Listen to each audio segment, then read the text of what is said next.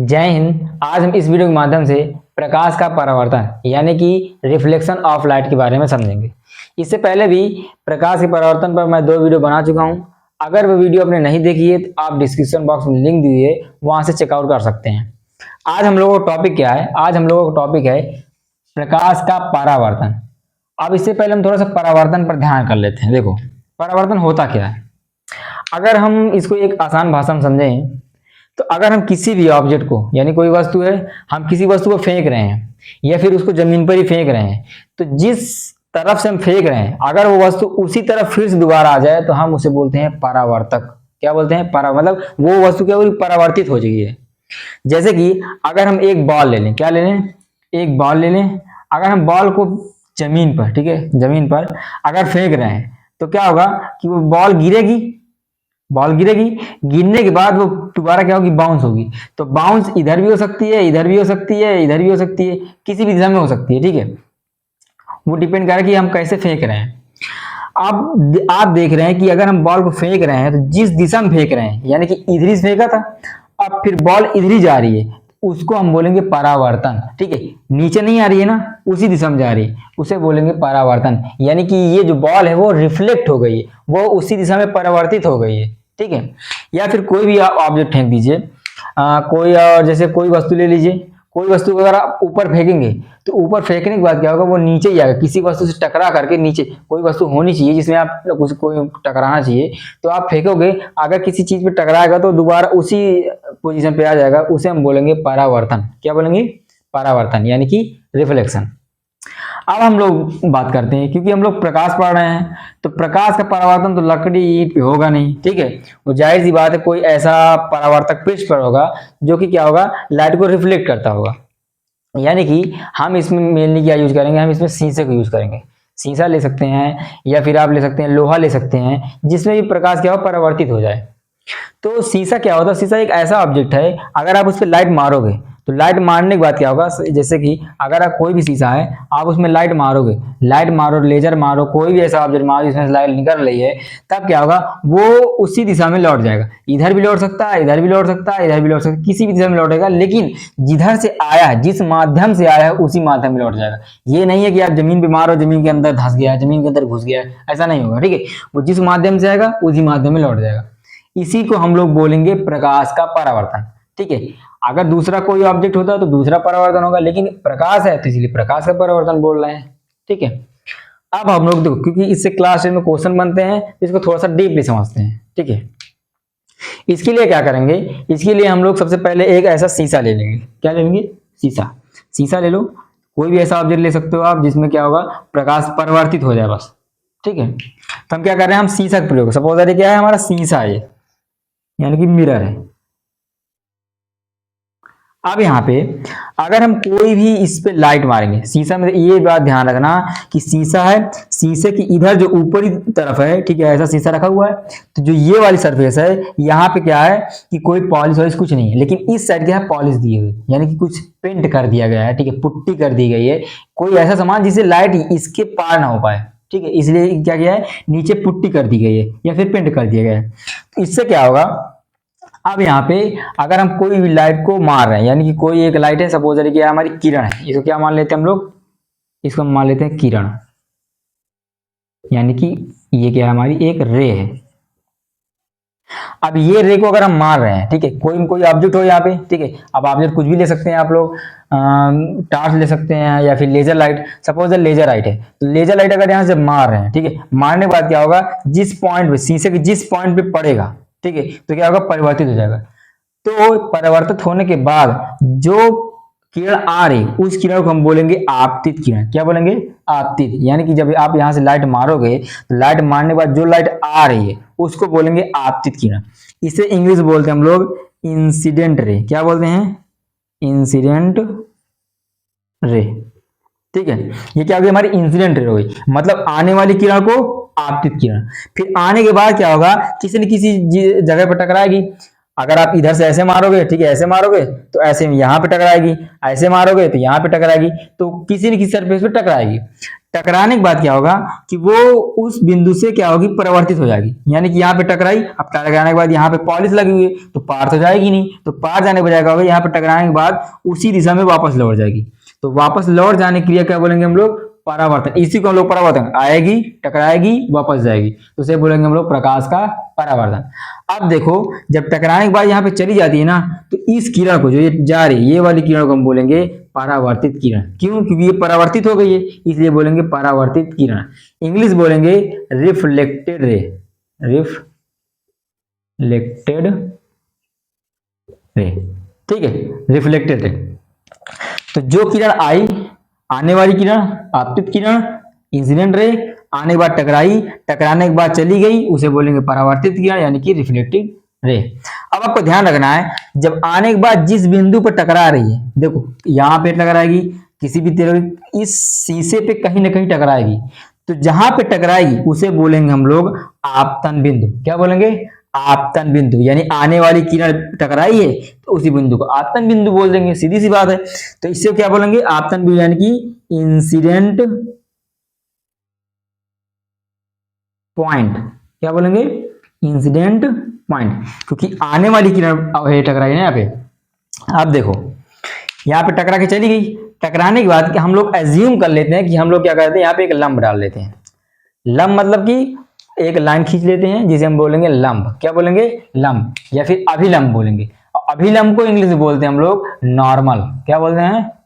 Normal, ठीक है, normal यानी इसीलिए इसको एन से दर्शाया गया है, ठीक है। एक किरण ए, किरण मान लेते हैं ए, आप अपना नाम दे दीजिएगा, ठीक है, किसी और का नाम दे दीजिए, कुछ भी कर सकते हो। मान लिया ए है, ए किरण आई, बी पे टकराई, टकराने वाली ए बी क्या हो गई हमारी? आपतित किरण। और टकराने के बाद बी किरण, बी सी, इसे क्या बोलेंगे? बीसी किरण। क्या है? बीसी किरण उसी रास्ते में लौट गई जिसे हम बोलेंगे परावर्तित किरण यानी कि रिफ्लेक्टेड। अब बीच में क्या आ रहे हैं? लंब डाल रहे हैं। लंब क्यों डाल रहे हैं? ताकि हम एक ऐसा लंब डाल रहे हैं, लंब डालने से क्या होगा कि आधा भाग इधर हो जाएगा, आधा भाग इधर हो जाएगा। यानी कि लंब कैसे डालते हैं? अगर किसी भी रेखा है, रेखा पर लंब डालोगे तो यानी कि वहां पे हमारा 90 डिग्री होना चाहिए। 90 डिग्री मतलब कि इधर भी 90 डिग्री बनना चाहिए और इधर भी 90 डिग्री बनना चाहिए। अब यहाँ पे लंब डाल रहे हैं, तो लंब डालेंगे तो इस केस में यहाँ पे ये जो ये पोर्शन है, यहाँ पे हमारा बनेगा 90 डिग्री। क्या बनेगा? 90 डिग्री। उसी दिशा में यहाँ पे भी ये पोर्शन है, यहाँ पे भी क्या बनेगा हमारा? 90 डिग्री। दोनों साइड क्या बना? 90 डिग्री बन रहा है। हमने लंब डाला, लंब डालने पे क्या होगा कि आपतित किरण ए बी और लंब, कौन सी? आपतित किरण ए बी और लंब के बीच में देखो अभी कोण बनना है, यहाँ पे तो कोण बनना है ना, तो इस कोण को बोलेंगे हम लोग आपतन कोण यानी कि इंसिडेंट, इंग्लिश में हिंदी में लिख देते हैं आपतन कोण। आपतन कोण कौन सा है? ये वाला, ठीक है। इसे हम लोग इंग्लिश बोलते हैं इंसिडेंट सॉरी इंसिडेंट एंगल। क्या बोलेंगे? Incident angle. लिखने के लिए लिख सकता हूं, ठीक है, यहाँ पे लगा देना इंसिडेंट एंगल। ये देखो इंसिडेंट एंगल। याद कैसे रख सकते हो? क्योंकि आने वाली किरण है, ठीक है, तो आने वाली किरण यानी आपतित किरण अभिलंब के बीच में कोण बना है, इसलिए हम बोलेंगे आपतन कोण। और आपतन कोण में इंसिडेंट होता है तो आई से स्टार्ट होता है, इसलिए बोलेंगे आई सो ले देंगे। और जो दूसरा होगा यानी कि परावर्तित किरण और अभिलंब के बीच में भी एक कोण बनना है, इस कोण को बोलेंगे हम लोग रिफ्लेक्टेड एंगल, जिसे हम लोग आर से प्रदर्शित करेंगे और हिंदी में बोलेंगे परावर्तन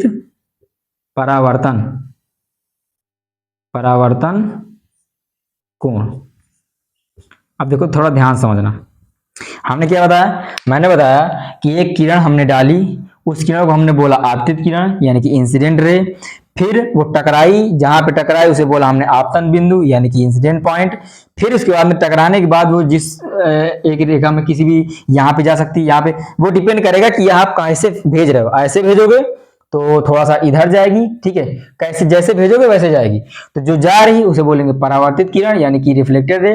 अब आपतित किरण अभिलंब के बीच में एक कोण बन रहा है जिसे बोलेंगे इंसिडेंट एंगल, और आपतन कोण सॉरी परावर्तन कोण, परावर्तन जो परावर्तित किरण है, परावर्तित किरण और अभिलंब इसके बीच में भी एक कोण बन रहा है जिसे बोलेंगे परावर्तन कोण यानी कि रिफ्लेक्टेड एंगल, ठीक है। ये बात में समझ में आई। और यहाँ पे जो सबसे ज्यादा इंपॉर्टेंट बात है वो क्या है कि जब एंगल ये आ रहा है, ठीक है, तो आप जिस डिग्री से यहाँ पे देखो, ध्यान रखना, आप जब यहाँ पे भेजोगे तो यहाँ पे जितना कोण यहाँ पे बनेगा, कितना कोण, इसके बीच मतलब आई का कोण, जितना मान आई का होगा उतना ही मान आर का भी होगा। ध्यान रखना, जितना मान आई का होगा उतना ही मान आर का होगा। ऐसा क्यों? क्योंकि यहाँ पे आप जितने झुकाव से आपतित किरण को भेजोगे उतने ही झुकाव से ये जो परावर्तित किरण है वो जाएगी। कैसे? अगर आप इसको ऐसे भेजते तो ये ऐसे होकर जाती, ठीक है। अगर आप इसको थोड़ा सा ऊपर से भेजते तो ऐसे होकर जाती। अगर आप इसी किरण को, यानी कि अगर आप जो जो लिए हो, ठीक है, टार्च वार्च जो भी लिए हो, अगर आप लंब से भेजते, यानी कि इसके परपेंडिकुलर एकदम भेजते, एकदम सीधे भेजते, तब क्या होता कि यहाँ से किरण आती, यहाँ से किरण आती और आने के बाद ये आ रही है, आने के बाद यहाँ पे टकराती और फिर इसी दिशा में वापस लौट जाती। इस कंडीशन में क्या होता है, यहाँ पे आई और आर जीरो हो जाता। तो क्वेश्चन में पूछता है कि अगर हम किसी शीशे पर अभिलंब से प्रकाश को डालें तब वहां पे आई का मान और आर का मान क्या होगा, उस दिशा में हमारा आई का मान जो हो जाएगा वो हो जाएगा हमारा जीरो, और जो हमारा आर का मान हो जाएगा वो भी हमारा जीरो। यानी कि यहाँ पे परावर्तन तो होगा लेकिन आई और आर का मान जीरो ही रहेगा, ठीक है, शून्य रहेगा। और अगर पूछ लिया जाए कि हम एक आपतित किरण भेज रहे हैं और आपतित किरण भेजने पर जो आई का मान है, क्या है, आई का मान, क्वेश्चन जैसे रहता है, आई का मान है वो दिया हुआ है 30 डिग्री, कितना दिया हुआ है, 30 डिग्री, और परावर्तित होने के बाद आर का मान बताइए, ठीक है, ऐसे पूछ सकता है। तब हम जानते हैं क्योंकि आई जो होता है, क्या होता है, आई हमने बताया आई जो होता है वो बराबर होता है किसके, आर के। ये नियम याद रखिएगा, जब आई आर के बराबर होगा तो आई अगर 30 डिग्री है तो आर भी कितना हो जाएगा, 30 डिग्री हो जाएगा। या फिर बोल दिया जाए आर का मान दिया हुआ है 60 डिग्री, ठीक है, तो आई का मान बताइए, तब हम कह सकते हैं कि ये भी 60 होगा। लेकिन ये ध्यान रखिएगा कि आई और आर का मान 90 से ज्यादा नहीं होगा। कह दिया जाए कि हाँ आई का मान 90 है तो 90 तो हो सकता है लेकिन 90 से ज्यादा नहीं होगा, ठीक है, ये ध्यान रखना। आप ये आई और आर का मान तो निकाल लोगे। अगर यहीं पे दे दिया जाए कि आई का मान तो इतना है, आई का मान सपोज है 60 है, आई का मान अगर 60 है तो ये वाला एंगल बताओ, ये वाला भी एंगल दिया हुआ है, तब क्या करेंगे हम लोग, तब इस कंडीशन में थोड़ा सा फार्मूला यूज करना पड़ेगा। कैसे? थोड़ा सा दिमाग लगाना। अगर आने के बाद आई का मान मतलब इसका मान कितना दिया हुआ है 60, तो ध्यान रखना आई और आर का मान बराबर होता है तो आर भी कितना हो जाएगा 60, किस फार्मूले से, इस फार्मूले से। तो आई बराबर आर तो ये भी कितना हो जाएगा 60, ठीक है। अब हम जानते हैं कि पूरा जो कोण है ये वाला, ये पूरा कोण कितना है 90 डिग्री का, तब ये 60 है तो ये कितना हो जाएगा 30 डिग्री, क्योंकि 90 में से 60 घटाओ कितना आ जाएगा 30। उसी प्रकार से इसको निकाल सकते हो, उसी प्रकार से इसको निकाल सकते हो, ठीक है, सिंपल। समझ में आ गया ना कि जो आने वाली किरण क्या होती है, जाने वाली किरण क्या होती है, अभिलंब क्या होता है, परावर्तक पृष्ठ क्या होता है, ठीक है। और यहाँ पे परावर्तक पृष्ठ को रिफ्लेक्टेड सरफेस बोलते हैं, ठीक है, यानी कि जहाँ पे आती है किरण और टकरा के चली जाती है। यहाँ पे कोई भी ऑब्जेक्ट ले सकते हो यार, कुछ भी ले सकते हो, और ये नाम पे मत जाना, ठीक है, कि यहाँ पे दिया हुआ ए बी सी कुछ भी ले सकते हो। यहाँ पे जो M1 M2 दिया, तो ये M जो दिया हुआ ना समझ लो मिरर के लिए दिया है, ठीक है, M डैश यानी कि मिरर 1 मिरर 2, ठीक है, आप कुछ भी दे सकते हो, अपना नाम दे सकते हो, ठीक है। समझ में आ गया कि प्रकाश का परावर्तन क्या होता है। ये भी समझ में आ गया होगा कि यहाँ पे जो मतलब जो इंपॉर्टेंट सूत्र होते हैं कि अगर आई का मान दिया हो तो आर को निकाल सकते हो, आर का मान दिया हो तो आई का मान निकाल सकते हो, या फिर आई का मान दिया हो ये वाला एंगल हो तब निकाल सकते हो, या फिर आर दिया हो और ये वाला एंगल पूछे ये वाला तब भी निकाल सकते हो, ठीक है। और क्या रखा याद रखना है, याद रखना है कि अगर नॉर्मल यानी कि अभिलंब से कोई प्रकाश की किरण भेज रहे हैं तो उस कंडीशन में आई और आर दोनों ही क्या होगा, जीरो होगा। इसके बाद हम लोग पढ़ेंगे कि प्रकाश जो होता है वो किस तरीके से व्यवहार करता है। अगर हम खुरदरी जगह पर डाल देंगे प्रकाश को या फिर सरफेस पे डाल देंगे तो कैसा व्यवहार करेगा, ठीक है। तो उसके बाद हम लोग पढ़ेंगे प्रकाश का नियम, ठीक है, वो परावर्तन का नियम पढ़ेंगे। उसमें दो ही नियम आएंगे। बेसिकली क्या होगा कि पहला नियम ये रहेगा कि जो आपतित किरण है और जो परावर्तित किरण है और जो वो अभिलंब है वो तीनों क्या होता है एक ही बिंदु पर, इसे बोल दिया गया प्रथम नियम। फिर सेकेंड नियम क्या बोलेगा, सेकेंड नियम बोलेगा आई और आर बराबर है। बस इसी को पूछते क्वेश्चन पूछेगा 3 नंबर 5 नंबर का क्वेश्चन पूछेगा, है कुछ नहीं है। क्या है, आपतित किरण परावर्तित किरण अभिलंब तीनों एक ही बिंदु पर है, प्रथम नियम। दूसरा नियम क्या है, आई और आर बराबर होते हैं, बस, ठीक है। तो आशा करते हैं ये वीडियो आपको पसंद आया होगा। तब हम लोग मिलते हैं अगले वीडियो में, तब तक के लिए जय हिंद।